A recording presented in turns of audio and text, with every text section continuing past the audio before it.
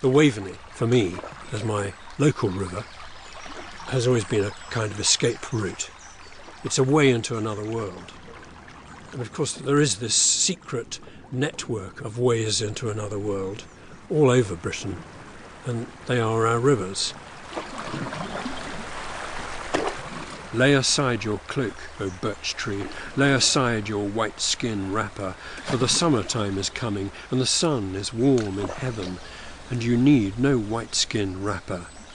Thus aloud cried Hiawatha in the solitary forest, by the rushing Taquamenor, when the birds were singing gaily, in the moon of leaves were singing. Rivers like the Waveney, quiet places, contemplative places, hidden places, nobody knows, nobody frequents very much. It's about 66 miles long, I think, altogether, from its source on Redgrave Fen all the way down to Lowestoft, where it meets the North Sea.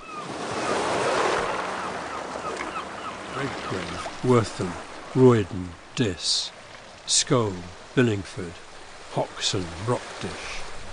I'm going to go on a voyage by canoe down the first sort of 40-odd miles of it, what's known as the Upper Waveney, down as far as Geldeston Lock. It becomes tidal below there, and it becomes part of the system of the Norfolk Broads. Very beautiful, but not as secret and as really private a place, really. Give me of your boughs, O cedar, of your strong and pliant branches, my canoe to make more steady, make more strong and firm beneath me. Well, it's a sunny afternoon in June, and I'm sitting in the canoe on Redgrave Fen at the source of the River Waveney. This is the great watershed between Norfolk and Suffolk, and the Ouse rises here as well as the Waveney. The Ouse flows out to the west and ends up at King's Lynn, and the Waveney flows east and ends up at Lowestoft and Yarmouth. Ersham, Bungay, Ellingham, Geldeston, Barsham, Beccles, Lowestoft, Yarmouth. One of the canoe trips that always inspired me is a literary canoe trip made by Robert Louis Stevenson and his friend Simpson in a couple of canoes through the rivers and canals of Belgium and northern France in 1876. They just took off in a couple of canoes, Stevenson in the Arethusa, an oak-built canoe, and Simpson in a sleek cedar-built canoe called the Cigarette. I call my canoe Cigarette after that because it's sleek. It may not be cedar-built, but it's a wooden canoe. It's a very beautiful craft.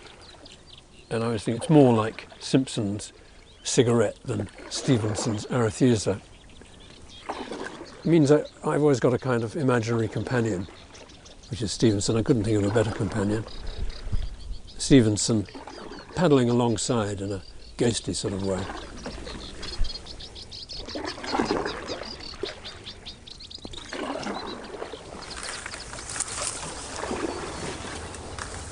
Always something magical and numinous about the sources of rivers. And this is in fact a river fen. The name Redgrave means reed grove, something along those lines. And it's always been a place where people cut these beautiful reeds, which are what you'd use for thatching houses. The Phragmites reed.